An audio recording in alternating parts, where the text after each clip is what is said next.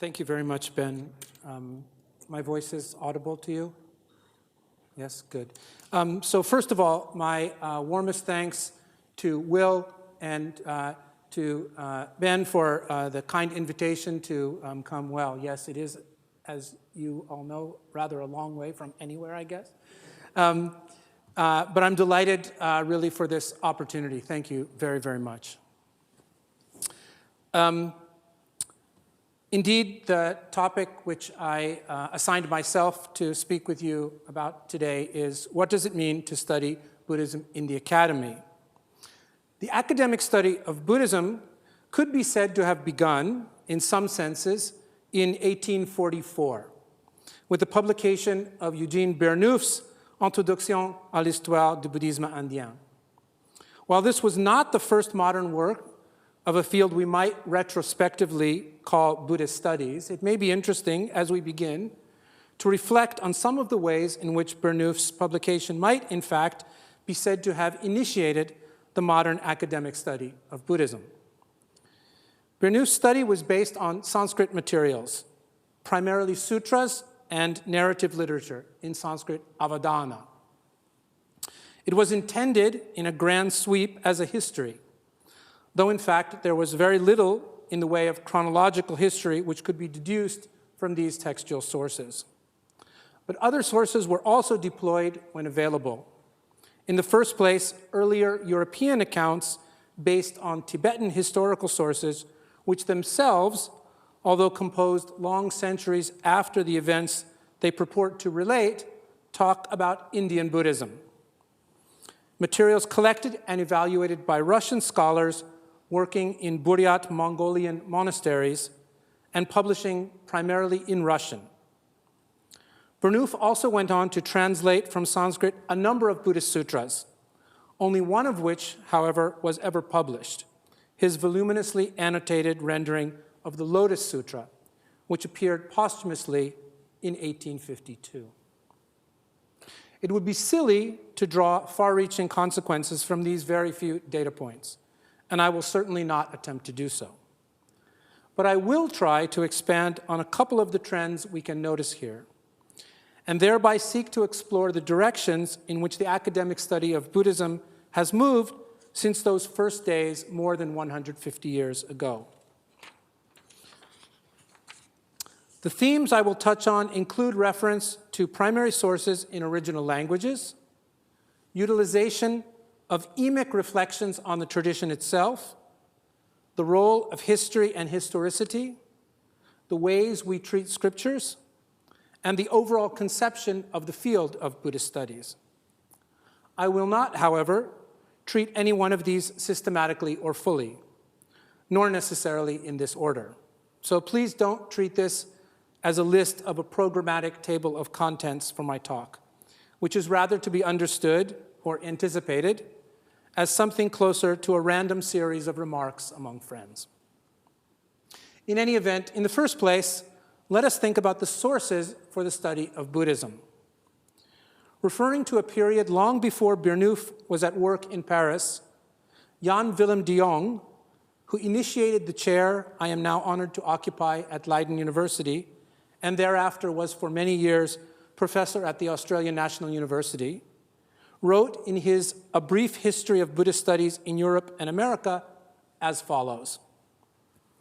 Missionaries came into contact with Theravada Buddhism in Ceylon, Burma, Siam, and Indochina, and with different forms of Mahayana Buddhism in China and Japan. Their knowledge was based on what they observed and on discussions with Buddhist priests, but very rarely on the study of the Buddhist literature itself. For these reasons, it must have been very difficult to gain a clear notion of the main Buddhist ideas. A religion like Buddhism, which is based upon principles which are very different from the guiding principles of Christianity, cannot be understood without a thorough study of its scriptures. This observation was noted by perhaps the most well-known and influential student of de Jong, Gregory Chopin, in his classic 1991 paper titled Archaeology and Protestant Presuppositions in the Study of Indian Buddhism. Earlier in his essay, Chopin had in fact directly confronted de Jong's characterization of Bernous's scholarship and quoted de Jong as follows: "Buddhist art, inscriptions, and coins have supplied us with useful data, but generally they cannot be fully understood without the support given by the texts. Consequently, the study of Buddhism needs, first of all, to be concentrated on the texts." Chopin sharply attacks this view, inferring that de Jong sees archaeology merely as a, quote, handmaiden of history, unquote. He goes on to state that this position, which gives overriding primacy to textual sources, does not even consider the possibility that the texts we are to study to arrive at a knowledge of Buddhism may not even have been known to the vast majority of practicing Buddhists, both monk and lay. Chopin is clearly intent on making a case that inscriptional and archaeological evidence must be allowed to speak with a voice at least as loud as that of Scripture. While not necessarily disagreeing with this, such a presentation, as is the case in so much of Chopin's work, runs the risk of confusing two things which must be kept distinct, and of overstating a case, or, not to put too fine a point to it, of mocking the idiocy of some straw man opponent who probably nowhere actually exists, in such a way that the really interesting issues genuinely uncovered can, unfortunately, come to be obscured. For it is one thing to speak of evidence on the ground, of inscriptions, of coins, and of statues, and another to speak of articulations of a tradition's ideals in verbal and conceptual form. Neither one of these is correct, and neither one will tell us an entire story. And this brings us to one of the central points I would like to emphasize this evening, as blindingly obvious as it is. It is only when we have a clear idea of what we are looking for that we would know how to evaluate and evaluate various types of evidence. Is Buddhism to be defined, as Chopin would apparently have it, as what the vast majority of practicing Buddhists, both monk and lay, knew and did? Are, in contrast, traditional self-articulations of ideals, elite and rarefied to be sure, and perhaps unpracticed by and even unknown to the vast majority, to be subordinated to common practices? Is the common and popular more real and truer than the scholastic and arcane? Now, it is not my purpose here to engage with, much less critique, Chopin's scholarship. Rather, and perhaps to your relief, and attempting to keep to my avowed main topic, I would like to focus on the directions our reflections so far might suggest for an appraisal of the study of Buddhism in the academy, both as it has been carried out in the past and looking into the future. What actually are we studying in Buddhism in the academy after? Is it the production of a history of Buddhism? If so, then for whom? For ourselves? For Buddhists themselves? Which Buddhists? What should our history encompass? Should it constitute, or even include at all, a critical evaluation of traditional histories? Should, in other words, our history look something like the demythologized biographies of the Buddha, which were at one point, and in some quarters remain, rather common? If we are not, in fact, in pursuit of a history of Buddhism, of any variety, but especially of the demythologized variety, the form of history that claims for itself, in its sanitized purity, a sort of objective truth, then what is it that we are after? If we find our questions to be shaped around our curiosity concerning, for instance, the ideals that Buddhists held, then can we avoid focusing on Buddhists of a certain time and the ideals they may have held? If this is so, then it is entirely appropriate that we ask those very Buddhists, when they are alive and accessible, about their ideals. And were we to do so, I believe that we would find it most likely, for most times and most places in the long history of Buddhism, that a mere inquiry to a Buddhist priest about what he is doing, to return to de Jong's articulation for a moment, would have elicited, as it would elicit at present, some type of answer articulated in terms none other than those of textual ideals. And this, whether or not we would, from our own perspective, judge our priest's observed actions to be in concert with the textually motivated ideals he espouses. A priest or a monk, if you prefer this word, might, for instance, publicly aver that he was aiding beings toward attaining freedom from suffering, while we might wonder how he was doing that by charging huge amounts of money to perform funeral services, just to offer a not entirely random example. So from this perspective, to put things actually far too simply, of course, both de Jong and his student and arch critic Chopin, there is more than a little of the Oedipal here, by the way, to put things actually far too simply, both are right and both are wrong. And the prime reason for this is that neither de Jong nor Chopin took the time to explicitly say what they were after. Probably, of course, since it was so blindingly obvious to both of them, in a way that is not perhaps quite so obvious now to some of their observers. The website of the religion program here at Otago states that it uses methods from history, philosophy, anthropology, sociology, and politics to prepare students for thinking about religion as a human phenomenon, the product of the desires, questions, and passions of people living in particular places and times. It goes on to state that it encourages students to ask questions both comparative and critical, including, how do religious myths justify social order? What are the links between missionaries and colonial power? What is the history of the encounter between Buddhists, Hindus, Muslims, and Christians? One of the first things that I notice about this programmatic statement is something that is missing: philology. The accounting of history, philosophy, anthropology, sociology, and politics is, I am sure, meant to be selective rather than exhaustive. But it does suggest that, at least in the mind of whomever cast this statement, the critical study of texts and their meaning was not considered prominent in the study of religion. Or perhaps, sadly, that individual or group thought that potential students simply would not know the word or would find it rather foreboding.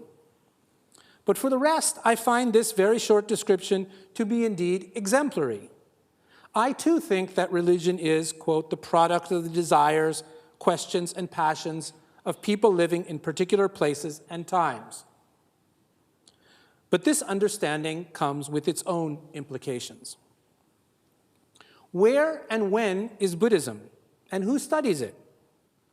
One of the most interesting implications of the blurb on the Otago website is the admission that from the point of view of the study of religion, students should think about particular times and places. And I say this because the study of Buddhism as a religion tends overall to be carried out in a syncretic and synchronic fashion. It looks at Buddhism tout court, rather than at Buddhisms in particular times and places. That is to say, perhaps the only viable candidate for an alternative to the historical investigation of Buddhism I mentioned a moment ago is this approach to Buddhism phenomenologically. One of the reasons for this dichotomy, or its results, I'm not sure about the causality, finds its logic in the basic training needed for each task. For to consider Buddhism ahistorically and in comparison with other religious traditions, for instance, as is typical, if we may say so, of the religious studies approach, means that the training of students and scholars focuses on theory, abstraction, and on a broad but comparatively shallow familiarity with a wide range of sources, based, for the most part, perforce, on secondary studies.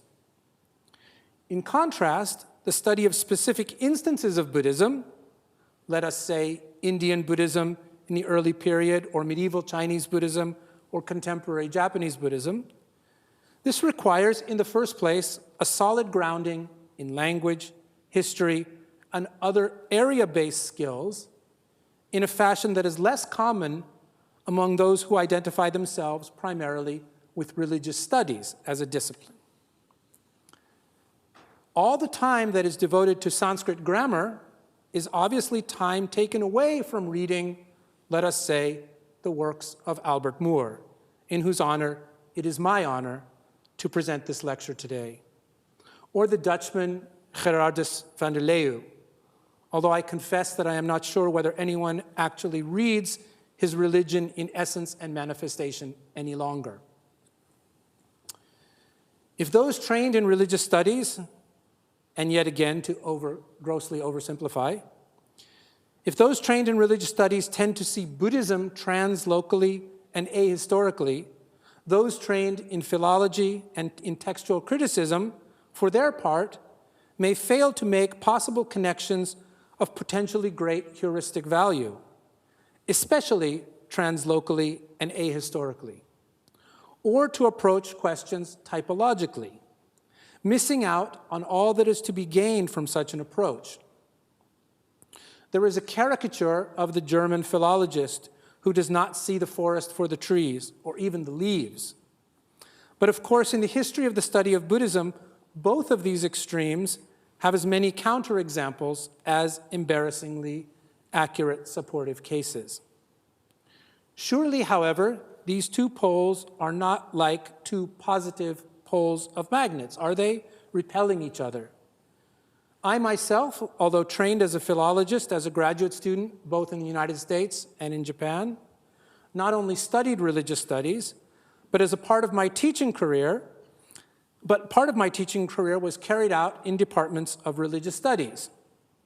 Once even in a department of comparative religion, singular, something which is easier to understand when one learns that the founding members of the department at that university were all students of Mircea Eliade. In any event, given these two somehow almost diametrically opposed approaches, one of which is ahistorical, translocal, and often phenomenological, the other philological, historical, particular, local, and therefore inherently significantly less comparative, I have the impression that much of the potential and promise of both approaches has yet to be realized. Part of the reason for this may be that even in the best-case scenarios, what we tend to encounter is a sort of multidisciplinarity, rather than a true interdisciplinarity, with again the caveat that there always can be exceptions to the general rule.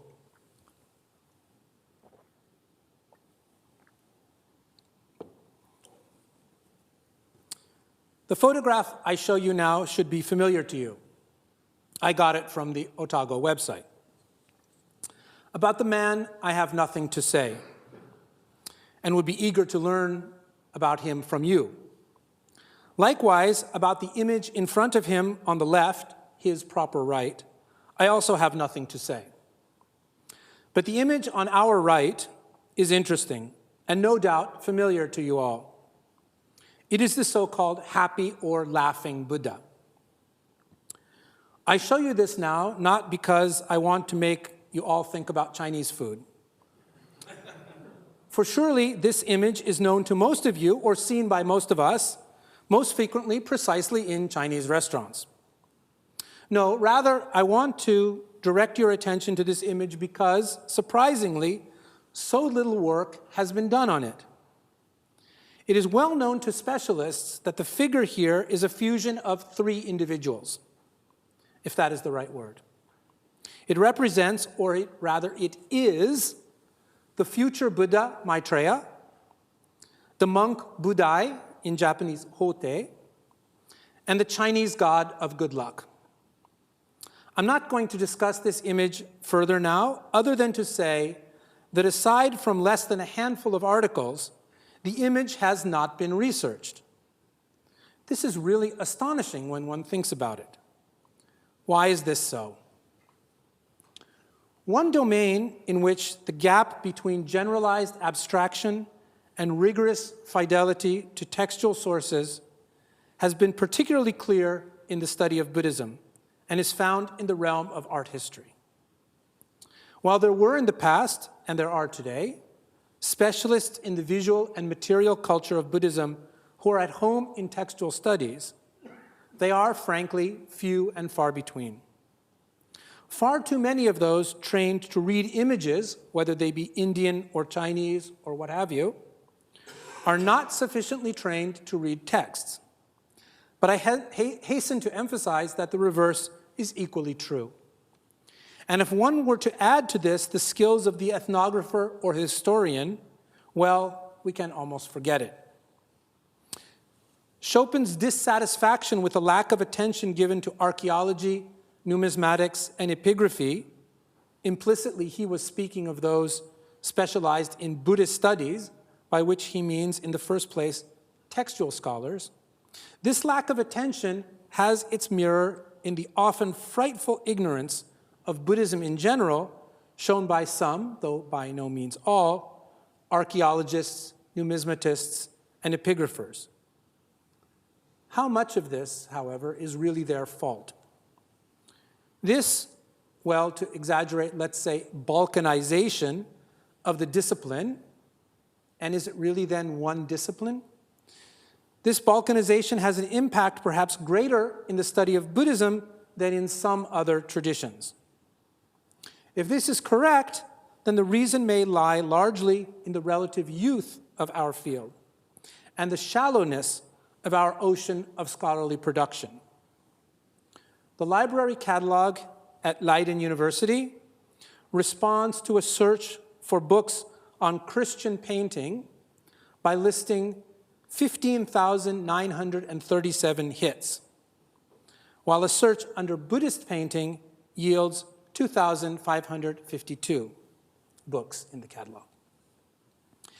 Even removing the items on painting somehow authored by someone with the first name Christian, the top listing, in fact, was just such an example, incidentally and ironically, a book on Tibetan painting authored by Christian Luxanitz. The numerical disparity is striking. One must, as a consequence, suppose that a scholar of Christianity specialized in, let us say, Russian icons, would have plenty of reliable secondary material on, for instance, early church frescoes, upon which he might base his comparative considerations. Whereas a specialist in Buddhist wall paintings of India might have some trouble finding reliable works about Japanese Buddhist paintings. Unless, you saw this coming, right? Unless our scholar were to read Japanese. A few moments ago, I told you that Eugene Bernouf, the French scholar, who of course wrote in French, made use of earlier work by Russian scholars. Now, neither France nor Russia is or was a Buddhist country, although Russia contained within it historically Buddhist regions. But what of the historically more centrally Buddhist regions of Asia? India, Nepal, the countries of Southeast Asia and East Asia. As is well known, by the time the British colonial officials discovered, let's use scare quotes here, discovered Buddhism in Sri Lanka and in some regions of Southeast Asia, the tradition was in various states of decline. In fact, it is not at all wrong to cite the so-called Buddhist revival in Sri Lanka as an example of what Agyananda Bharati strikingly called the pizza effect, in which a cultural product of one culture is exported to another setting and valued there, only to be re-imported to the locus of origin with a renewed and expanded value. The term comes, of course, from the history of pizza, a regional food in Italy exported to America by Italian immigrants, and subsequently re-imported, as it were, to Italy. Seeing that the prestigious Buddhist rulers held an interest in their, in some respects, nearly moribund Buddhist traditions, some in Sri Lanka, especially westernized elites, began to pay it much more serious attention. These individuals, however, largely published in English, as might be expected. The case in China, for example, was different, due certainly to some extent to the different colonial experience, but also in a related fashion to the political history of the country for the past century or more. But when we come to Japan, the story is different. Never colonized, at least not in a traditional fashion, Japan nevertheless had its own tradition of the academic study of Buddhism, a tradition which over time, and beginning in earnest in the Meiji period, was merged with a general westernization to create a new form of scholarship, some aspects of which remain very traditional, and other aspects of which are entirely in harmony with what we might, as a shorthand, call European scholarship. In fact, of course, the situation is complicated and not one-dimensional. But I wish at this moment to focus on only one aspect, namely the orientation and language of the scholarship. Oh, I can show you another lotus.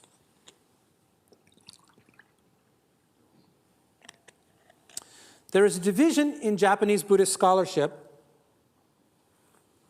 that we rarely see elsewhere in Buddhist cultures, but which is familiar to us from our cultural setting, namely one between what we might roughly term the inherently emic theology and an etic Buddhist studies. In fact, in Japanese, and especially in the administrative language of the university, the term Buddhist studies, in Japanese bukkyogaku, almost without exception is used in reference to the study of Indian and Tibetan Buddhism. Even Chinese Buddhism, not to mention Japanese Buddhism, are excluded, classified differently. The study of Chinese Buddhism belongs to what might roughly be rendered Oriental thought, while in the vast majority of cases, Japanese Buddhism is not studied in a generalized manner, but only as shugaku, sectarian studies, or theology.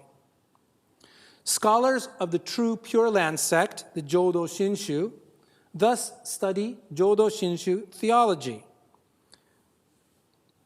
within which context they may, of course, also take up historical and text-critical issues, and so on. But it is rare indeed to find a trans-sectarian or non-sectarian approach to Japanese Buddhism in Japan.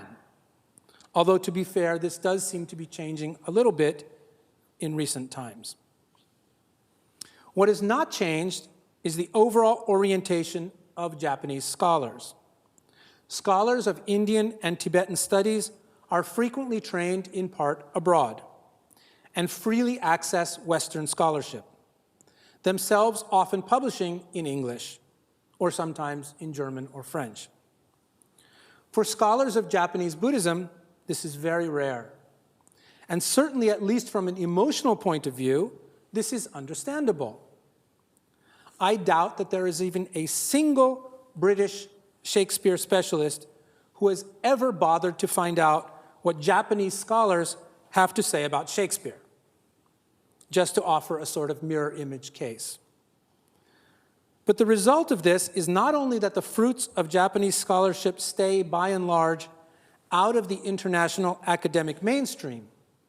It is also that Japanese scholarship does not participate in the dialogues that are taking place outside. Or again, to complicate things, this is true in terms of a dichotomy of Japan versus Europe. For there are other such isolations, and in fact, if we were to be brutal about it, the case is even worse in the rest of Asia, whereby by worse, I mean there is less give and take, less access by outsiders to indigenous scholarship, and less attention paid by Asian scholars, most particularly to questions of method. Please understand, therefore, that I am not automatically locating the scholarly study of Buddhism, the academic study of Buddhism, in the West. And moreover, the firewall is, of course, not hermetically sealed. But though there is growing mutual fertilization, historically there remains an imbalance. A generation of Western scholars, for instance, made their at least initial forays into Zen scholarship largely by translating Japanese scholarship into English, most particularly the work of Yanagida Seizan. Without naming names, it is almost certainly true that there are scholars who were able to write their dissertations only because Yanagida had told them how to read a text, either through his own publications or directly in his seminars. And inversely, while I do not know the case with Professor Yanagida himself, most Japanese scholars of Zen would have little interest in learning what their Western students have to say about the tradition, something which has profound implications for the field as a whole.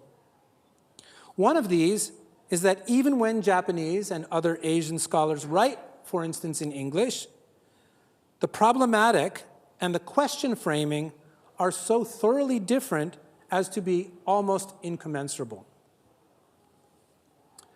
I think often about questions like this, not only because I often reflect on the state of my field of study, but also because for the past perhaps 8 years or so, I do so in my capacity as the founding editor of the Brill's Encyclopedia of Buddhism. What is this project and why are we doing it? Of course, there already exist any number of encyclopedias of Buddhism, including both the 2-volume work edited by Robert Buswell, published in 2003, and a huge multi-volume work edited by an international team led by G.P. Malalasekera in 8 large volumes of about 800 pages each, published in Colombo between 1961 and 2009. Whereas the first was intended not for an audience of scholars, but centrally for American high school students, the problems with the latter project, though it was intended as an academic work, are legion, not the least of which is that the earlier portions are now drastically out of date, while for the latter portions, for political reasons, entries were assigned almost exclusively to Sri Lankan authors who, to be polite, were not thoroughly prepared for the tasks set before them.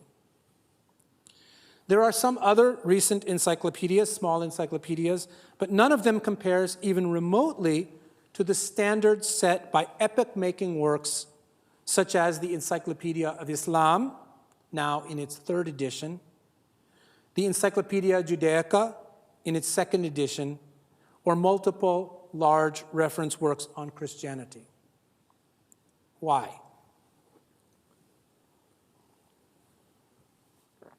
Well, there do exist large and in some respects highly reliable reference works on Buddhism. But we must understand that an encyclopedia of Buddhism is not at all the same thing as a Buddhist encyclopedia.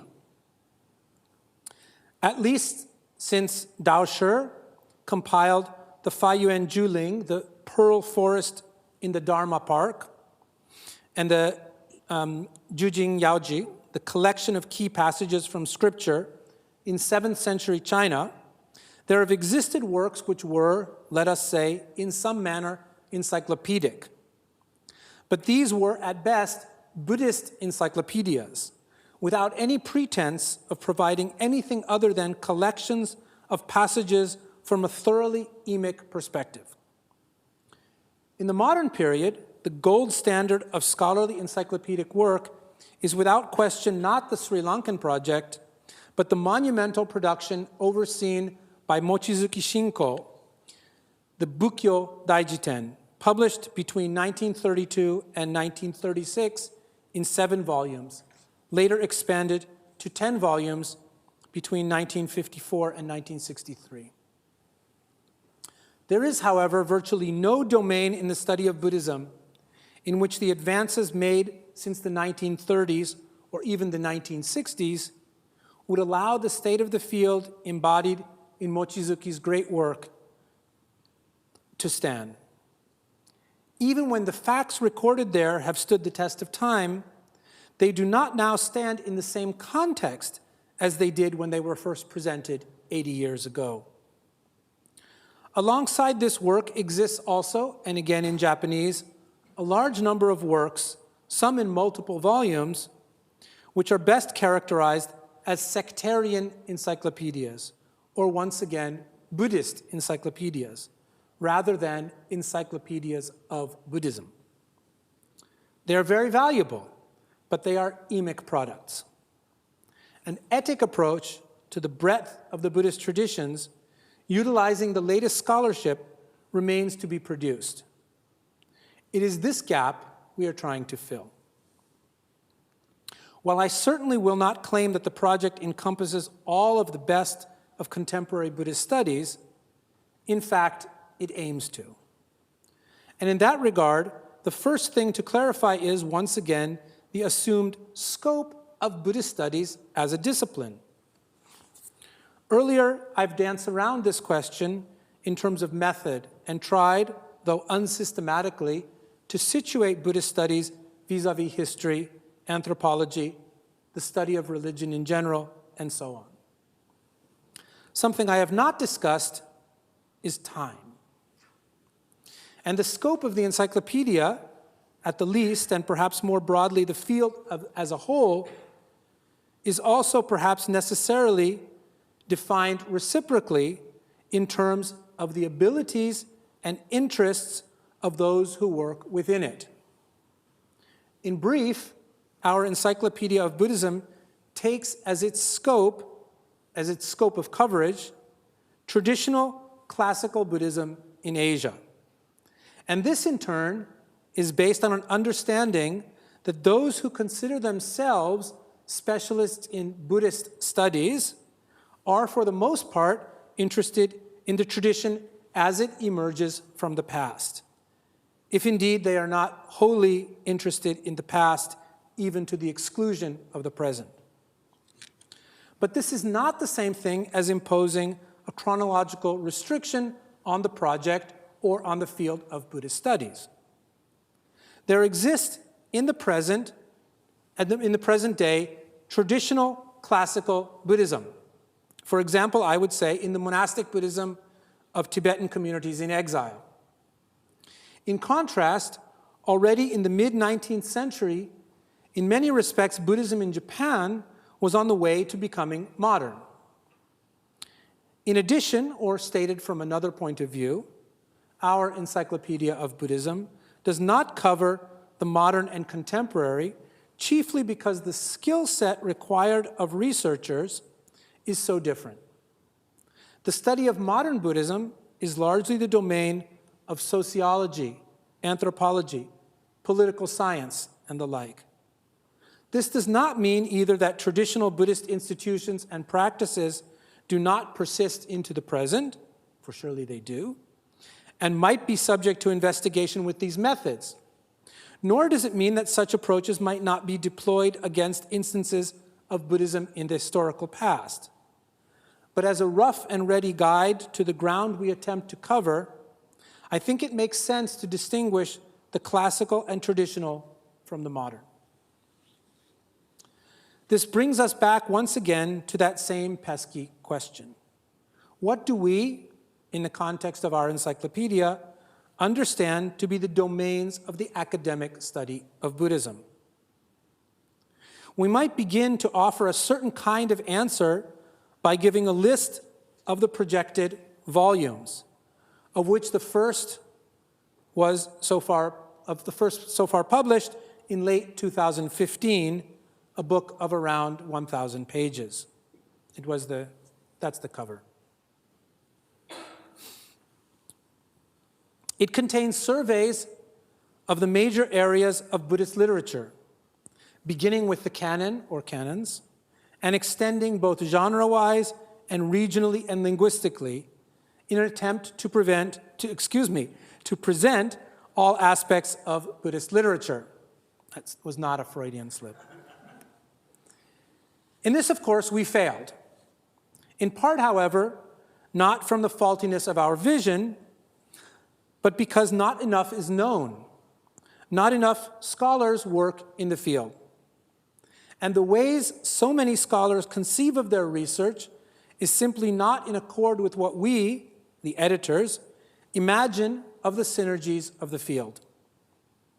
In addition to surveys of texts and groups of texts, the first volume also briefly attempts to present information about the modern languages of Buddhist traditions, about the major languages of Buddhist traditions, primarily textual traditions, and about the physical substrata upon which Buddhist literature and texts have been recorded, manuscripts and inscriptions, most of all.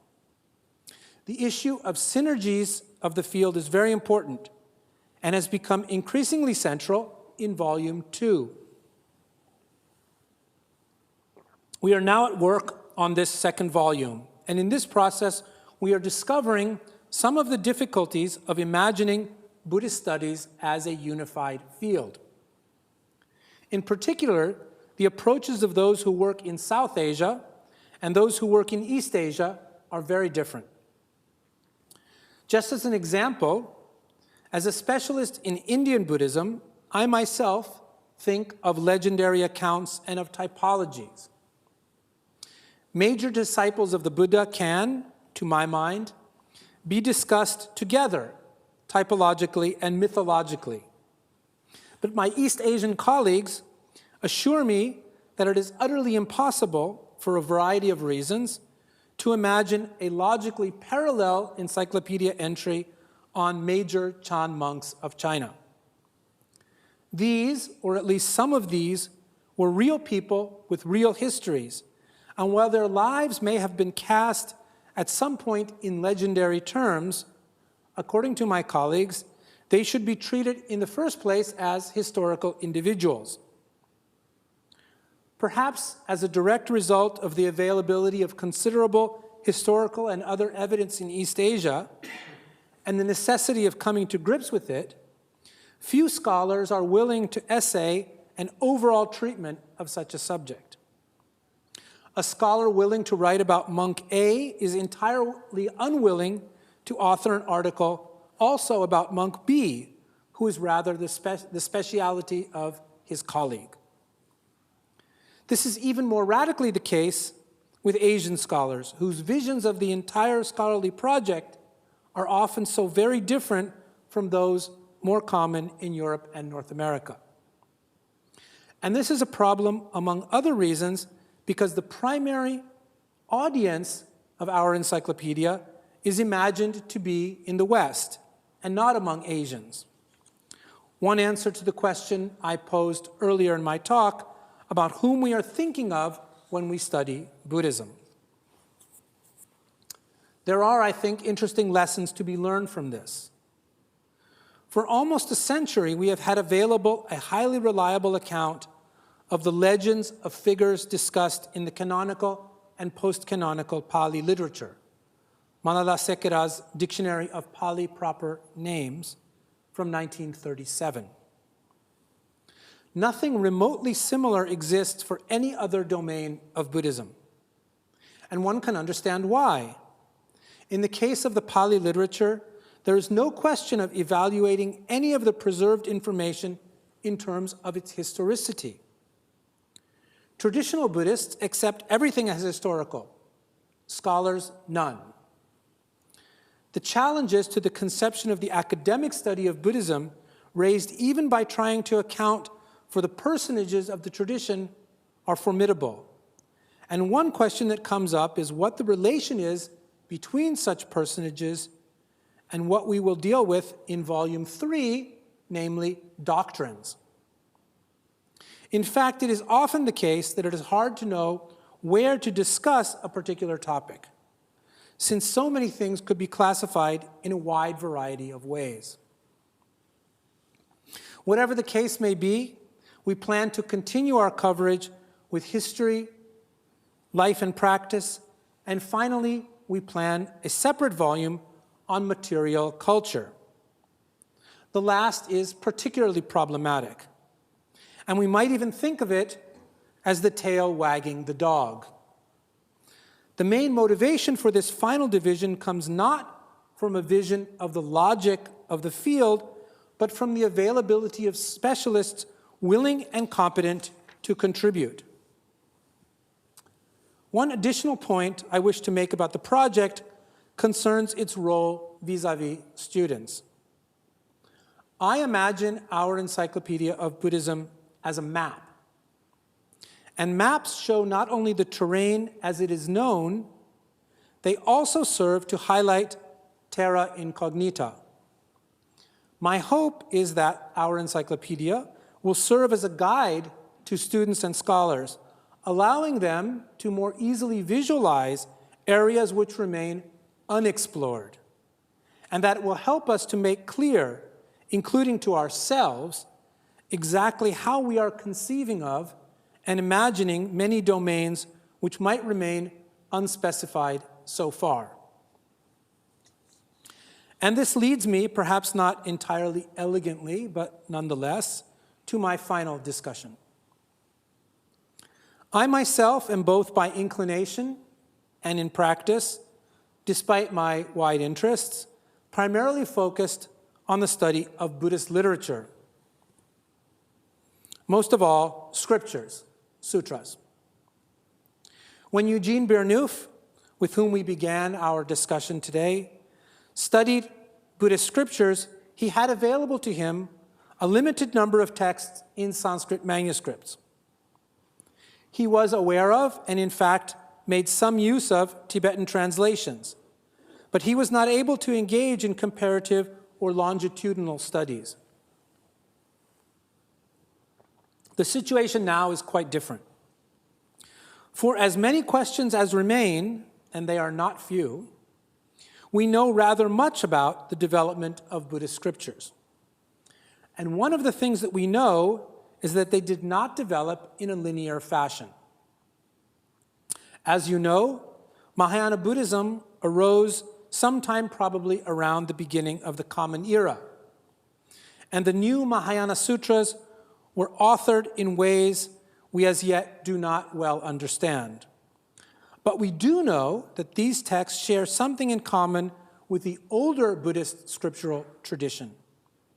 They are not amenable to systematic analysis. Let us imagine the scenario of the production of the earliest Buddhist sutras, a scenario which need not be verifiable as historical to make my point. The Buddha, we can imagine, would have wandered from village to village preaching. He would, of course, have had a number of points he wanted to make, and he would have repeated these points in very similar fashions in different villages, different locations, on different occasions. But of course, not in exactly the same words. Even if we accept the traditional Buddhist view that the Buddha's precise words were memorized by his followers, we still obtain a situation in which there exist simultaneously multiple variant yet equally authentic records of the sacred teachings. In other words, there is no ur-text. If we accept this, then we are faced with a problem as scholars. Buddhists, let's say traditional Buddhists, need not be concerned about which text they use. They use whichever version of a text is passed down to them, and they may or may not be concerned to correct a text they find faulty. But they are not interested in any text-critical analysis. This does not form part of the way they relate to a text. But as scholars with a historical view of the tradition, we seek to present a record of history and of the diversity of a text or a text tradition. The way this is usually done is to establish a text and present its variants. But if this does not mirror the actual history of the text, what do we produce? I confess that I have long nursed an imagined but deep envy of fields like biblical and Jewish studies, whose long histories have provided them with a richness of scholarship that Buddhist studies simply cannot match. A bevy of researchers, a great many of whom master at least some of the core classical languages in their youth, and a breadth of attention which is really marvelous. However, when we look at the actual results in these fields, the story is sometimes slightly different. A key example presents itself in the sad fact that there yet exists no critical edition of the Hebrew Bible. This is not the place to enter into the theological and political reasons why this might be the case, but the fact remains that despite a number of advantages, in some respects, fields like biblical studies are not ahead of Buddhist studies, though the conceptual problems we face are very similar.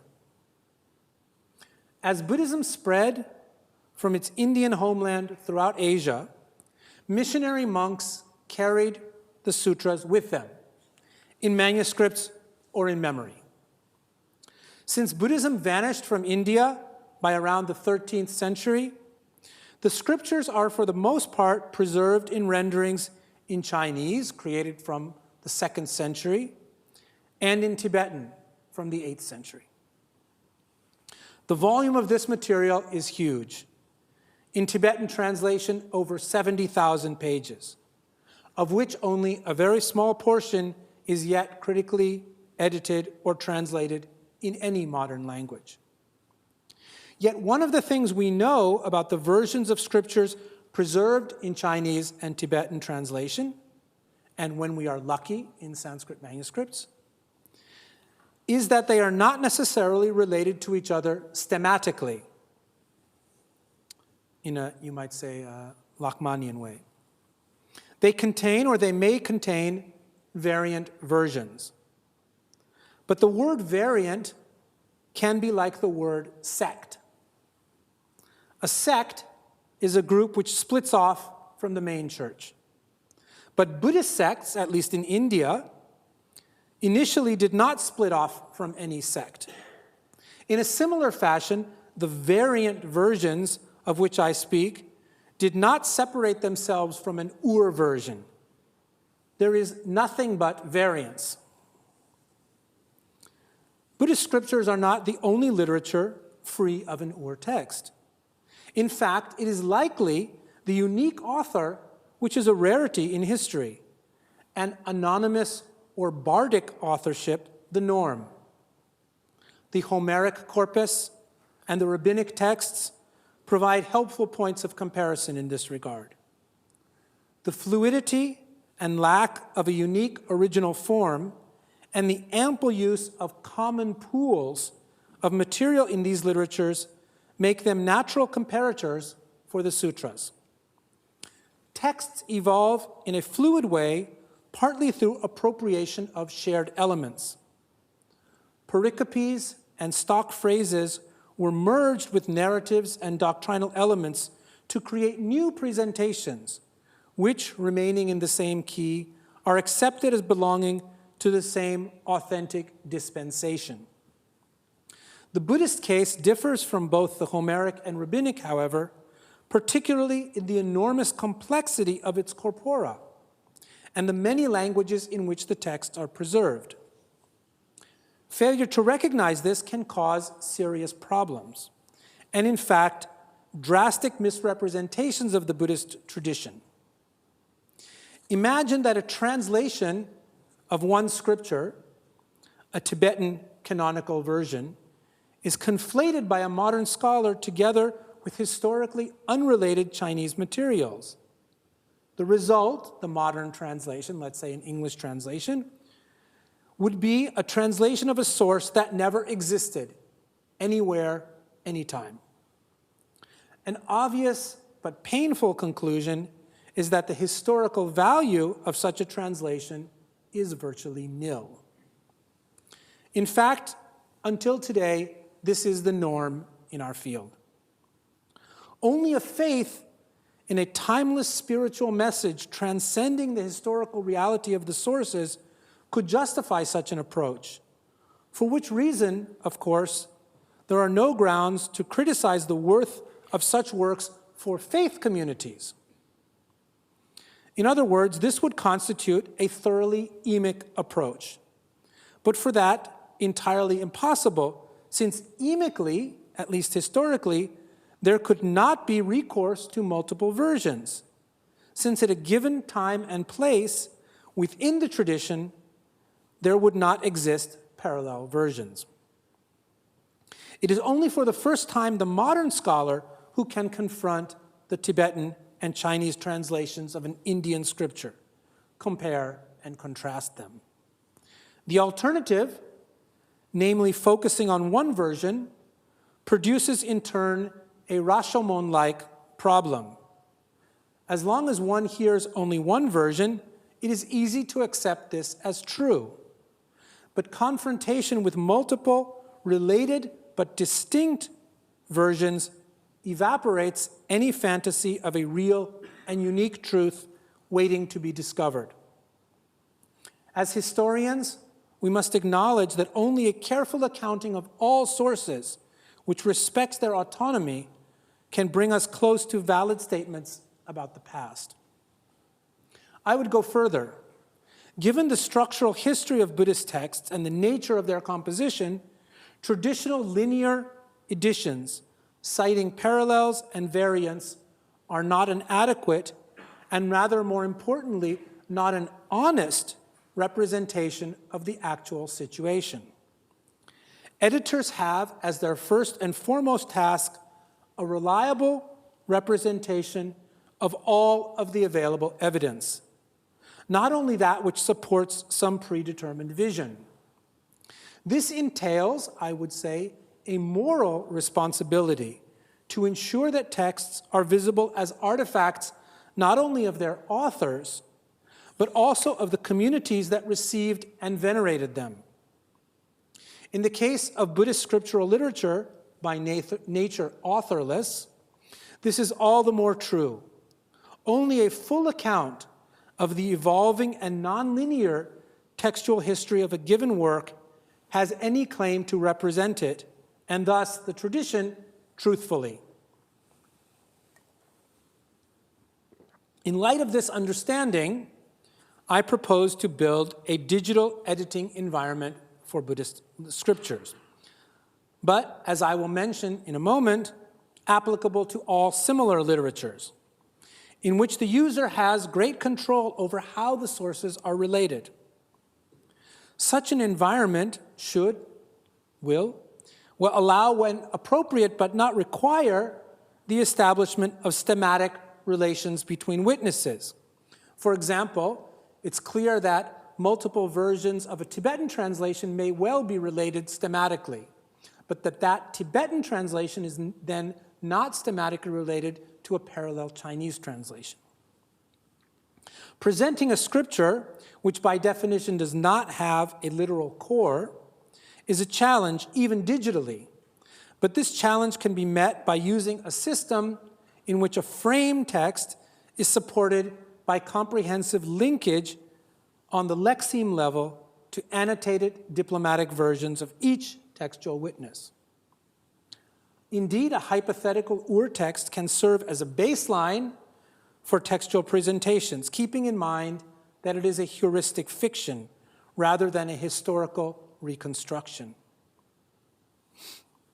The point of all this is that, in a manner very much parallel to the dual distinction between Buddhism as a translocal and abstract phenomenon and individual instances of Buddhism in particular times and places, individual sutras are both simultaneously works which exist independently, in some sense, from specific times and places. That is why we can speak of the Lotus Sutra in general. But each instantiation of a text can only exist at a specific time and place, in discrete witnesses. To create an edition which represents the abstract work, these individual witnesses must be prepared, transcribed, arranged, annotated, and ultimately translated. An editing environment which represents the real evidence for a scripture must allow each element of evidence to be combined with other elements, such that a user can decide whether she is more interested in the purely Indic shape of a text and its vicissitudes over time, in its evolution from India to China or Tibet, in its relations to other texts, or, very importantly, in a host of questions which will occur to a user, but perhaps not to those who build the editing system. Its structure must therefore be as flexible as possible and allow the user ultimate flexibility. A system like this, which is applicable to, for example, Homeric epic, biblical text, and so on, should allow a user to navigate easily among versions between annotations, translations, and so forth, to read a single witness in its entirety, to examine and also to critique the editor's reconstruction of a version or of a text, to look at the genesis of a work and its evolution, to display any particular edition, reconstruction, and so forth, and of course, to search. There is, of course, much more to be said on this topic, and I plan to work actively toward building such a system in the years to come. I introduce it here, however, for the following reason. I spoke earlier of the relationship between Buddhist studies as an academic discipline and other related fields, religious studies, biblical studies, theology, and the like. But one of the things which has characterized Buddhist studies in its more than 150 years of modern history is that it has barely made any contribution to the broader fields from the point of view of method in particular. Scholars of Buddhism have sought to adapt and integrate methods pioneered by others. But for the most part, this has been a one-way street. I hope that the project I outline, which will constitute my own central research focus in the years to come, will be a small step in the opposite direction, because I think that the problems we face in Buddhist scriptures are indeed common to other traditions as well. We reach the end of my random walk through the academic study of Buddhist traditions. We began with Burnouf and the first important, or one of the most important, early works, and end with a project which is yet to be realized. But I think that the journey itself is valuable, trying to consider both the strengths and weaknesses of the academic study of Buddhism carried out ideally in a disinterested fashion, not contradicting, but complementing the practice and self-reflection of the tradition itself. Thank you.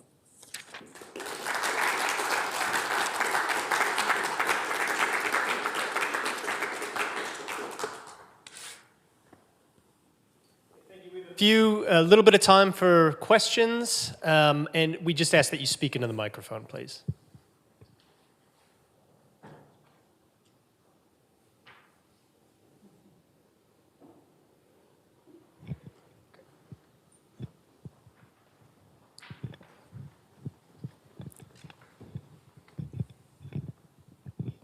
Right, thank you very much. Since no one else is asking a question, someone whose ignorance of Buddhism is profound will ask one.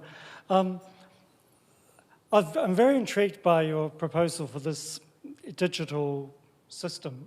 The first thing that occurred to me was, will this lend itself to the creation of entirely new versions, entirely new texts, perhaps again from an emic perspective, people kind of creatively putting together, as they see it, the existing material to form something that historically has never existed before? And if so, is this a problem? Thank you for your question, but I think... One thing too? Yes? Because it's connected. You mentioned, there is no ur-text, but you can sort of have a hypothetical one. I would just caution you that these things have a tendency to take on a life of their own. So, which is... yes. However, what I would say is any edition does that already. So anytime you make any change to the basis for your edition, even to correct a typo, you have created something which did not ever exist anywhere in the past. So sometimes this can be uncontroversial. I like to give my students the example that the dog chewed the bone. And the students say, you've repeated dog. And I say, how do you know that? They say, well, there's no such thing as a dog. But, okay, you don't know about it, but right? But we look at that and we think, okay, that's a mistake. But once you make that correction, you've already intervened. And from a theoretical perspective, doing something like changing the orders of chapters of a text is not theoretically different from removing one dog in that sentence, right? Now, we may intuitively feel, okay, I feel happier making this kind of correction than another kind of change. Even calling it a correction is sort of prejudicing the case, right? But if you think about, so for many people, maybe examples from biblical literature are happier. So let's, instead of Buddhist examples, let's talk about biblical examples. When one reads the Hebrew Bible and looks at certain places in the Septuagint, you say, it's pretty clear that the people who had the Septuagint, the people who had the Vorlage, from which they translated to create the Septuagint, read this in Hebrew. And indeed, that gives us a better, more convincing meaning. So let's see. And in fact, Emmanuel Tov, I don't know if you know biblical scholarship, but Emmanuel Tov is one of the, and in some respects, the leading text critic of the Hebrew Bible, and a specialist also in the relationship between the Hebrew Bible and the Septuagint. And he points out that biblical scholars are already doing this exact kind of thing, but what they do is, in their translation, let's say their English translation, for example, in their text, they translate the version they reconstruct with a note which says, Hebrew suggests something, but based on the Septuagint and whatever else, some other sources, better to read such and such. The fact that they don't go in and change the Hebrew text is just a matter of cowardice, right? If you think that this is the correct reading, then change it, right? So so in that respect, it's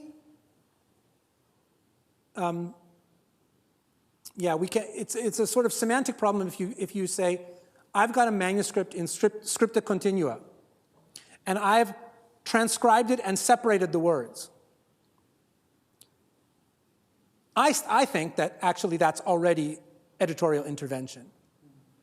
But okay, you could argue about that kind of thing. But anytime you start paragraphing, anytime you're intervening in the text. So how far do you want to go? This becomes, there's I'm sure, apocryphal story told about George Bernard Shaw, that I hope this is a little bit off color, I hope you forgive me, but he sits at a dinner party next to an actress and he says, will you sleep with me for £1 million? And she says, well, okay.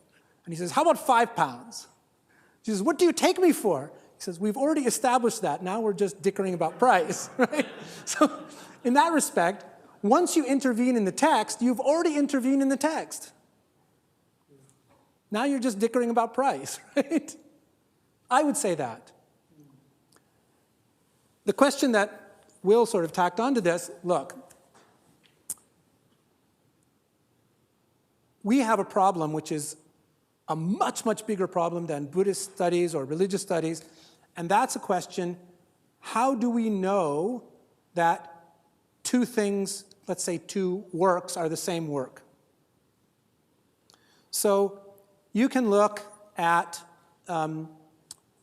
Kurosawa Akira's film Throne of Blood, and you can say, this is Lear. It's palpably not Lear. It's in Japanese, for one thing, and it's set in Japan, but it's Lear. How do you know that? This is really a very interesting question, right? How do we know that? And philosophically, you can say, okay, Wittgenstein has taught us about family resemblance, and we know about polythetic classes. But none of these are very practical, right? The definition of a polythetic class is that two things share an arbitrarily large number of features, but need not share any single feature. On paper, this is great, but no. So how do you know that, for example, this chapter of Breshit in Hebrew is the same as this chapter of Genesis in English? They don't have a single word in common. Not a single word, because one is in Hebrew and one is in English. And yet we know they're the same work. You see, this becomes very deep waters philosophically, and then practically, how do you deal with it? I'm getting off your topic, I guess. May I just make one brief comment? In the field of biblical studies, there is a difference, I think, between the Hebrew Bible and the New Testament.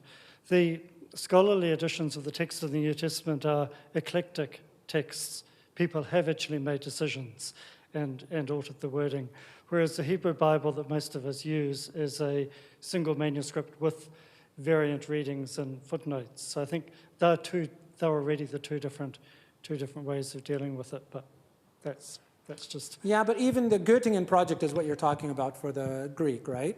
Yes, well, there's various, but yeah. I think that's, my impression is that's considered to be sort of the gold standard, right? But even then, there's a lot of argument about what to do about very old manuscript fragments and, right? Sure. Yeah, and then you're talking about Biblia Hebraica Stuttgartensia. Yeah, which is, I mean, well, maybe we can have another later discussion about that. But you know, all the projects which were meant to replace that, the Jerusalem project, the project which started out as Oxford and went to Berkeley with Ron Hendel, they're all moribund. Ron says that he's doing it, but in fact, he's not. As far as I can tell, he's not. And even then, they refuse to put their emendations in the main text. Even places that you just are no-brainers, right? Reish for Dalet. Say, right? It's crazy, I think. But in Buddhist studies, we have an advantage in that we don't have, let's say we means many of us standing outside the tradition, don't have this, let's say, ideological weight against this, right? I mean, changing the Masoretic text, you can't, from within the tradition, you can't do it, period. Anyway, we can discuss it. Sorry.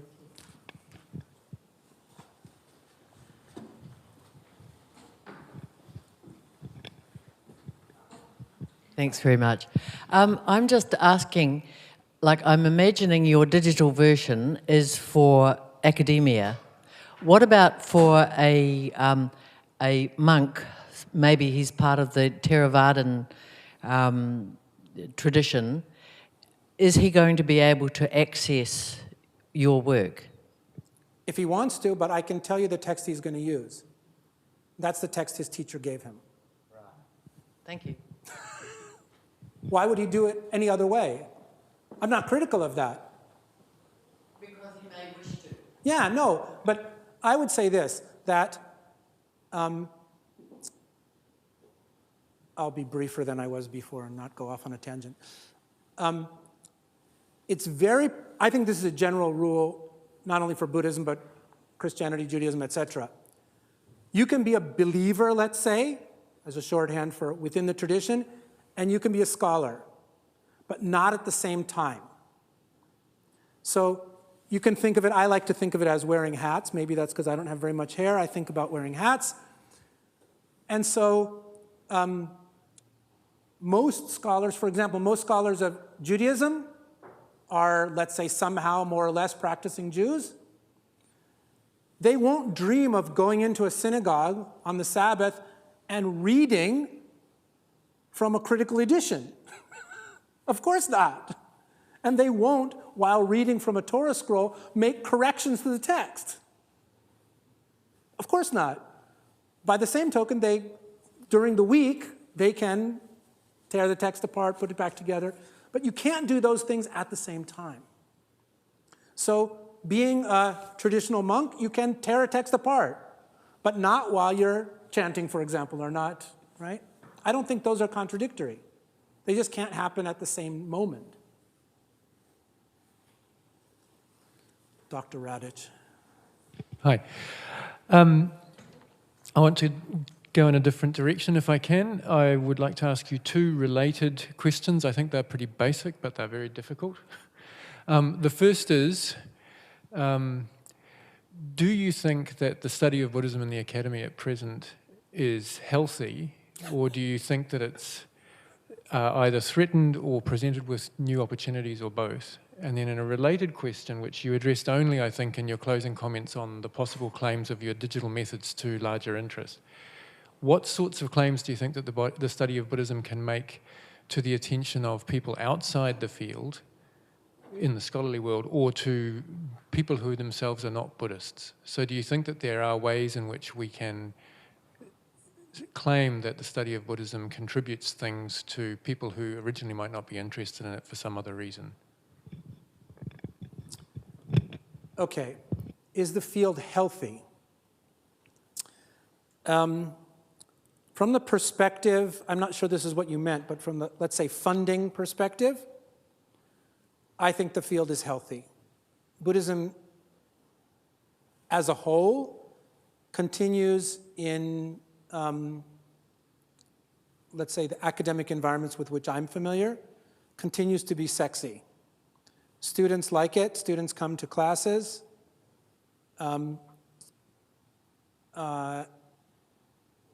At least in my university, almost nobody focuses on Buddhism, but lots of students take classes. And in the public eye, Buddhism is still, and I would say not just still, but increasingly seen almost wholly positively. And therefore, in that respect, the field is healthy. If you mean that the quality of the researchers is high, then I think the picture is mixed.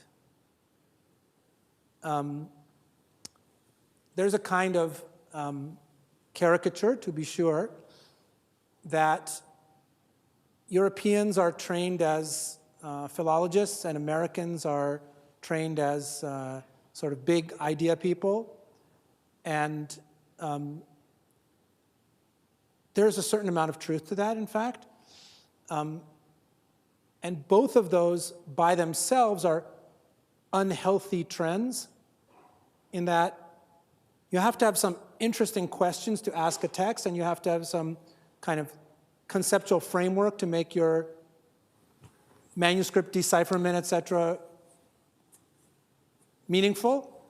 And if you have big ideas and big conceptual questions, you have to have the tools to be able to investigate. But I think that slowly but surely this situation is improving. I know much less about the situation in Asia in general, in the study of Buddhism. In Japan, the field, in fact, is in a little bit of trouble, but Japanese higher education is in general in trouble. I think it's not probably quite as fatal as it looked a couple of years ago when the Japanese government basically said, we're not going to fund humanities anymore. If you're not doing business or producing products, then screw you. But that's pretty serious, right? That they're basically talking about dismantling their entire higher education system. And in that respect,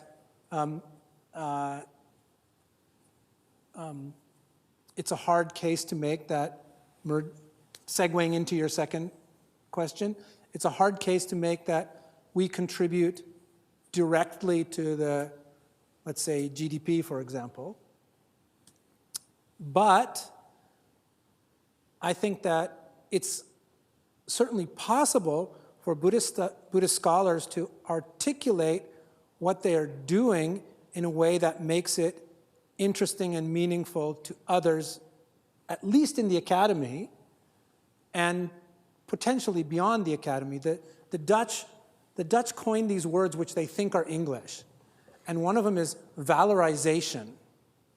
And valorization is Dutch, English, academic speak for doing something which is profitable in society. How they get this, I have no idea. I mean, I'm a native speaker of English. Well, I thought I was. Before I came to New Zealand, I thought I was a native speaker of English. Past few days, I've been confronted with a lot of alleged English, which I didn't understand at all. I'm sure there's an idiom for that, right? But it's not completely rubbish that, you know, we have to articulate to society at large what we're contributing.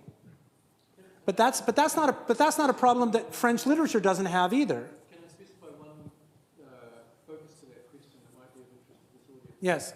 Do you think that Buddhist studies contribute something in particular to the general discipline of religion studies or to our understanding of religion at large? Sorry. Absolutely. I mean, I think that, in fact,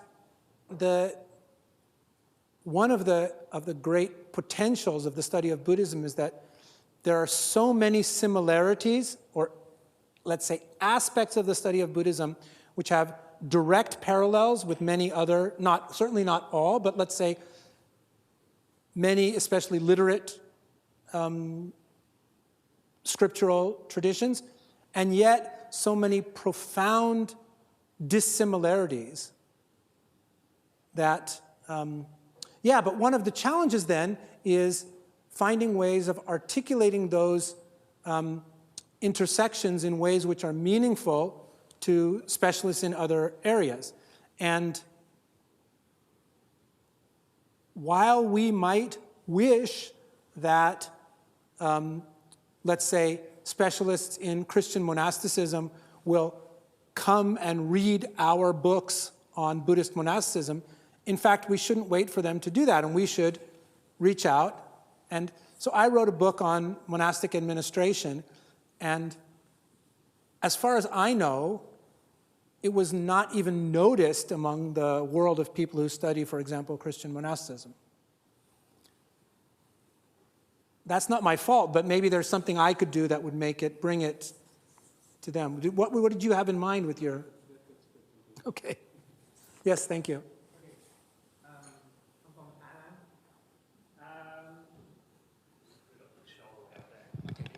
Sorry. Yeah. In Thailand, the most famous scholar monk, his name is Payut Payutto. Now he just got a new title as Somdet, and he's famous.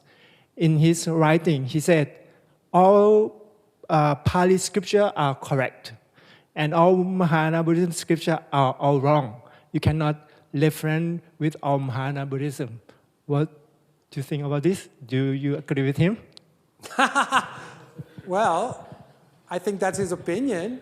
In 1982, in Bagan, Burma, Myanmar, I met a scholar named U Boke. And he's very famous, he was very famous as especially archaeologist. And he told me that he had translated the Lotus Sutra into Burmese, from English, in fact, but he had translated into Burmese. And Sangha prohibited him from publishing it in Burma.